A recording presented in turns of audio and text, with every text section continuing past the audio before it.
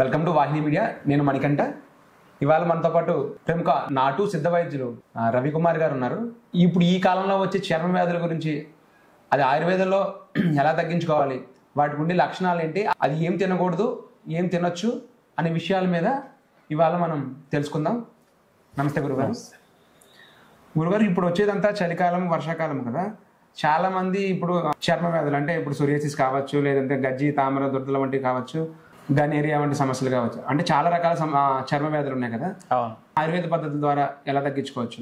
ఆయుర్వేదంలో చాలా వరకు ఏమవుతుందంటే, ఈ ప్రతి ఒక్క రోగానికి మన దీంట్లో మందులు ఉన్నాయి. ఆయుర్వేదం కావచ్చు, సిద్ధ వైద్యం కావచ్చు, యునాని వైద్యం అంటారు. రెండు కలిపామనుకోండి, ఆయుర్వేదం చెట్టు మూలికలు మరియు పాషాణ వైద్యం, లోహ వైద్యాలు, ఇవి చాలా రకాలుగా ఉన్నాయి. వీటిని రెండు మిక్స్ చేసామంటే అది యునాని వైద్యం అని లెక్కలోకి వస్తుంది. దీన్ని మనం ఎలాంటి సమస్యలు ఉన్నాయి, చర్మ రోగాలు, ఇప్పుడు చాలామంది ఆసుపత్రికి వెళ్తున్నారు, రోగాలు నయం కావు, ఈరోజు రేపు అని చెప్పి తిరుగుతూనే ఉంటారు. కానీ ఏదో ఆయిల్మెంట్లు ఇస్తున్నారు, పూస్తున్నారు, పోతుంటుంది, మళ్ళీ రిటర్న్ అవుతూ ఉంటుంది. ఎలాగంటే మనిషిలో ఏ రోగం ఉండదో దానికి తగువైన ఆహార నియమాలు మొదలుగా మనం తెలుసుకోవాలి. ఆహార నియమాలు ఏమిటంటే పథ్యం ఉండాలి. పథ్యం అనేది ఏమి, ఏ ఒక్క రోగానికి సంబంధించిన ఆ రోగానికి సంబంధించిన ఆహార పదార్థాలు తినకూడదు. అయితే ఈ కాలంలో పథ్యం చేయడం చాలా కష్టంగా ఉంది కదా. కష్టమైనా కానీ మీరు చర్మరోగంతో బాధపడుతుంటారు కదండి, దానికన్నా ఇది పెద్ద పని ఏం కాదు కదా. అది కాదు కానీ అంటే ఇంగ్లీష్ మెడిసిన్ లో ఇప్పుడు పథ్యం ఉండదు, త్వరగా తగ్గుద్ది. ఆయుర్వేదకు వచ్చేటప్పుడు పథ్యం అంటారు. అది కరెక్టే. ఈ ఇంగ్లీష్ మెడిసిన్స్ లో ఏమంటున్నారు, మందులు తినండి అన్ని తినండి అంటారు కదా. మందులు తినండి అన్ని తినండి అంటే అప్పటికి వాడు లాభం చూస్తున్నాడు. మందులు తినండి అంటే వాడు పర్మనెంట్ గా మీరు మందులు తింటా ఉండండి, పైన లేపనాలు చేసుకుంటా ఉండండి, మీరు తినేవన్నీ తినుకుంటా ఉండండి. ఇప్పుడు మనం వచ్చేటప్పుడు ఇప్పుడు చర్మ వ్యాధులు వచ్చేటప్పుడు వంకాయ తినొద్దు, పులుపు తగ్గించండి, గోంగూర తినొద్దు, చికెన్ తినొద్దు అని చెప్తా ఉంటాము. అందులో ఈజీగా ఉంటుంది కాబట్టి అది వెళ్తారు. ఇది మనకు వచ్చి ఎందుకు ఆ పథ్యం అంటే నంచు పదార్థాలు అని పిలుస్తుంటారు. నంచు పదార్థాలు అంటే ఏది, మెయిన్ వచ్చేది చికెన్, పచ్చిమిర్చి, వంకాయ, గోంగూర, చింతకాయ పులుపు, ఈ చేపలు, ఇవన్నీ వచ్చి నంచు పదార్థాలు అంటాం. ఈ నంచు పదార్థాలు వాడకుండా ఉన్నామనుకో అప్పుడు ఆ చర్మ రోగాలు తగ్గిపోతుంటాయి. ఇప్పుడు మీకు సింపుల్గా ఒక మాట చెప్తాను. అగ్గి మండుతున్నది, దాంట్లోకి తీసుకెళ్ళి పెట్రోల్ కానీ, నెయ్యి కానీ, నూనె కానీ పోస్తే ఏమవుతుంది, ఇంకా మండుతుంది కదా. అదే నీళ్లు పోసామనుకో ఏమవుతుంది, ఆరిపోతుంది.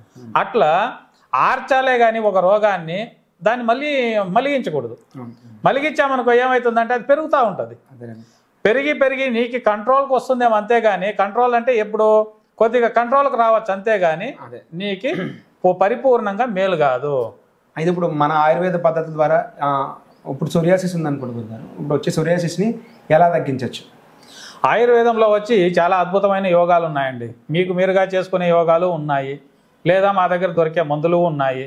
చాలామందికి ఇప్పుడు స్టార్టింగ్ స్టేజ్ అని ఉన్నది, సోరియాసిసే కావచ్చు, ఏదో చిన్నగా మొటిమల్లాగా వచ్చింది, కొద్దిగా పొక్కులు వేస్తుంటుంది, తెలుపు పొడలలాగా లేస్తుంటుంది, దాంట్లో ఎరుపు ఉంటుంది.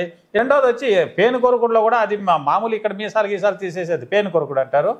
ఇంకొంతమందికి తలలోనే వస్తుంది సోరియాసిస్, పొట్టుగా రాలుతా ఉంటుంది. అవును, వెన్నెముక మీద ఎక్కువగా రావడం, వెన్నులో ఫ్రంట్ లో మొత్తం అన్ని పక్కల చేతుల గీతలు మొత్తం వచ్చేస్తుంది. అవునండి, అవునండి, అది చలికాలంలో ఎక్కువ అవుతుంది. దీన్ని మనం ఏం చేయాలంటే, ఇప్పుడు ఆయుర్వేదానికి వచ్చినప్పుడు చాలా అద్భుతమైన యోగాలు మీకు మీరుగా వాళ్ళకే చేసుకోవచ్చు స్టార్టింగ్ స్టేజ్లో ఉండేటప్పుడు. ఎలాగంటే ఇప్పుడు మనం పటికి చూశారు కదండి, పటికి ప్రతి ఒక్కరికి తెలిసే ఉంటుంది. కొంతమంది షేవింగ్లు చేసి ఏదైనా కాట్లు పడితే రుద్దుతూ ఉంటారు, షేవింగ్లు చేసుకుని పాతకాలంలోది. ఇంకొంతమంది ఇంటికి ఏలాడ కడుతుంటారు, దిష్టికి ఏం చేసి పటికి దానికి ఒక నల్ల దారం చుట్టి కడుతూ ఉంటారు. ఇది కాస్త వాస్తు ప్రకారంగా ప్రతి ఒక్కదానికి సరిపోతుంది.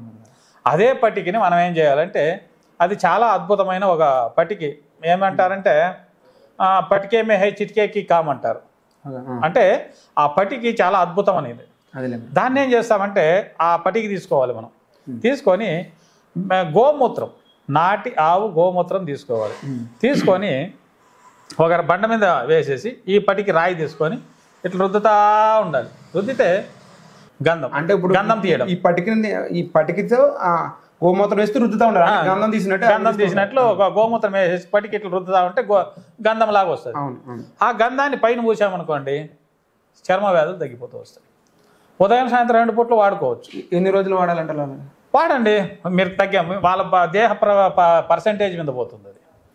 ఇది కొంతమందికి ఒక 10% వచ్చి ఉంటుంది దేహం అంతా చేరిస్తే, అది రెండోది 20% వచ్చి ఉంటుంది. లేదంటే అక్కడక్కడ కాట్లు వచ్చినట్లు వస్తుంటుంది, ఒక్కొక్కటి మొత్తం అంతా వస్తుంది. అవును. ఇది స్టార్టింగ్ స్టేజ్లో ఉండే వాళ్ళకి చాలా అద్భుతంగా పనిచేస్తుంది. దీన్ని మనం లేపనం చేసేసి నైట్ పడుకునేటప్పుడు కావచ్చు, ఉదయం కావచ్చు, 2 పూట్లు కట్ చేసుకుంటూ వస్తే మన క్లీనింగ్ అనేది నార్మల్గా స్నానం చేస్తే సరిపోతుంది అంటారా, లేదంటే? నేను చెప్తాను. దాన్ని ఏం చేస్తామంటే బాగా లేపనం చేసి వదిలేయాలి. నైట్ పోసి వదిలేయాలి, తెల్లవారితో స్నానం చేసుకోవాలి. తెల్లవారితో వేసుకొని సాయంత్రం స్నానం చేసుకోవచ్చు, లేదంటే మరుసటి రోజు తెల్లవారితో కూడా స్నానం చేసుకోవచ్చు.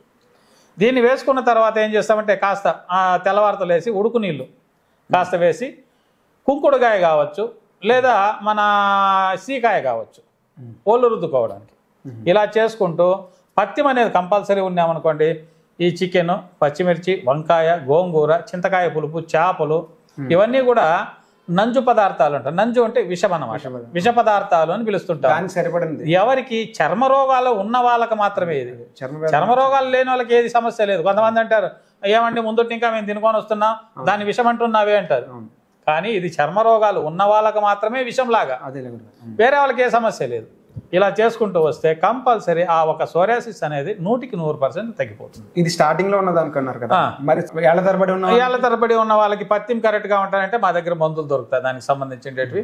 కొంతమందికి 2 నెలల్లోనే క్లియర్ అవుతుంది, 3 నెలలు అవుతుంది, స్టేజ్ వాళ్ళ దీనిపైన పోతుంది. కాస్త ఎక్కువగా ఒళ్ళంతా ఉన్నింది అనుకోండి, ఒక 4 నుంచి 5 నెలలు పడుతుంది. ఆ మందులు వాడారనుకోండి కంపల్సరీ 100% ఆ సోరియాసిస్ అనే ఒక సమస్య నుంచి 100% అవతల రావచ్చు.